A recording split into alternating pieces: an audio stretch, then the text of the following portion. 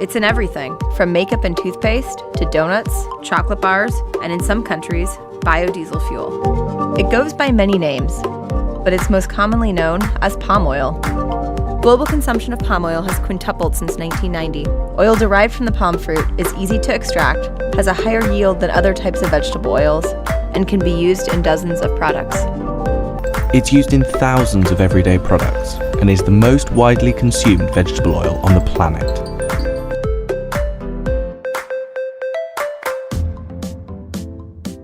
Based on the edge market, 21st September, tighter supply and high demand to push up the crude palm oil prices. According to IJM Plantations Berhad, an upstream agribusiness company involved in oil palm plantations, the price of edible oil will be pushed in favor of producers due to the tighter supply and high demand of crude palm oil (CPO). Following its annual general meeting, it was said the planter noted that the crude palm oil prices had rallied to Rm 3,000 per tonne from a year-to-date YTD low of Rm 2,000 per tonne in May. Analysts attributing the higher prices to stock replenishment, lower palm oil inventory levels, and rising prices of competing edible oils. Besides, the planter said crop production is expected to be lower this year due to delayed effects of the dry weather in August and November 2019 across palm oil cultivation areas in Malaysia and Indonesia, combined with reduced fertilizer input among growers. CPO production of many mills is also expected to be lower given lower oil extraction rates (OREs) due to poor bunch formation following lower pollination efficiency due to dry weather.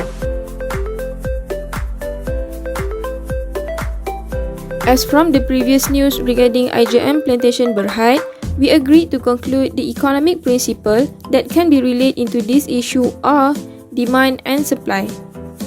Demand is an economic principle referring to a consumer desire to purchase goods and services and willingness to pay a price for a specific good or service. While the other factors were constant, an increase in the price of a good or service will decrease the quantity demanded. On the other hand, if the price of a good or service decreasing, the quantity demanded will increasing. The businesses need to determine on how much product or services that they need to offer in order to meet public's demand. Wrong estimation will result in money left on the table if demand is underestimated, or losses if demand is overestimated. Thus, because of this, the businesses need to do some research on market that they are going to enter.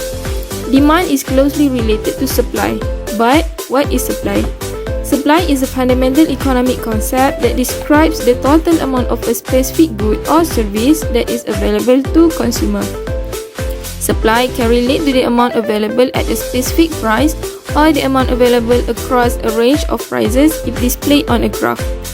As the supply increases, the price will fall given the same level of demand. Ideally, markets will reach a point of equilibrium where the supply equals the demand, which means no excess supply and also no shortage. For a given price point, at this point, consumer utility and producer profits are maximized. So back to the previous question, what is the relation between demand and supply? If people demand a good and willing to pay more for it, the producer will add more goods and services to the supply. Now, how does demand and supply is related to this news? In the news, we can see clearly that the IJM Corporation want to implement a determinant of supply in order to increase CPO price. CPO is Royal Palm Oil. IJM Corporation suggests that to cut off their production by sticking their productivity at one level. This regulation will probably decrease the supply curve of CPO and increase the demand curve, which will result to the increase of CPO price in the market. Other determinants of supply related to the news are labor shortage and weather condition. These two condition factors can help to implement the IJM Corporation suggestion in the market in order to have a wonderful result about CPO price. How does COVID-19 affect Malaysian economy through the production of CPO? In the short run, the MCO does not affect the CPO production. In particular, according to Palm Oil Industry Director from April 2020, the production of CPO increased by 3.5%. The stock is better in MCO time compared to the period before MCO time, while exportation was fluctuated during MCO time.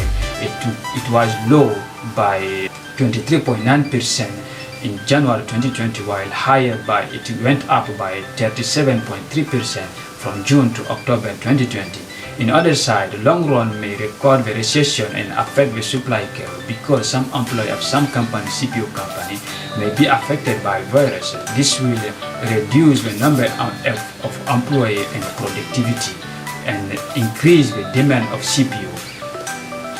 This situation is good for company, CPO company in particular, but it is bad for Malaysian economy because it will reduce the supply of CPO outside of Malaysia, which is not good for Malaysian economy in general.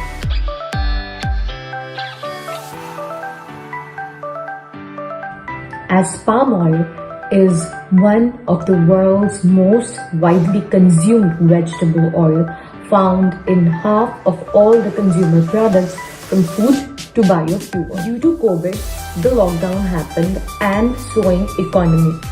So it has severely hit the demand of palm oil with the prices being reduced. This has severely affected the smallholders of palm oil as the demand from other countries continues to drop.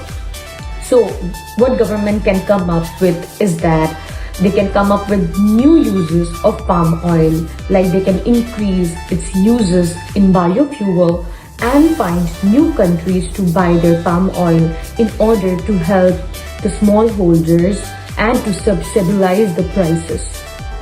US has also blocked their imports of palm oil from a company named FGV Holdings because they were mistreating the employees.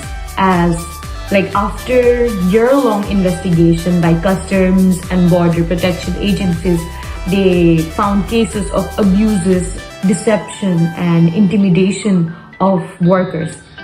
So what government can do is that they can take steps to uphold labor standards. So lastly is what the government can do is that it can take steps in order to ensure the supply of palm oil, and the government can bring out new plans or incentives and to give discounts in order to increase the supply from other countries.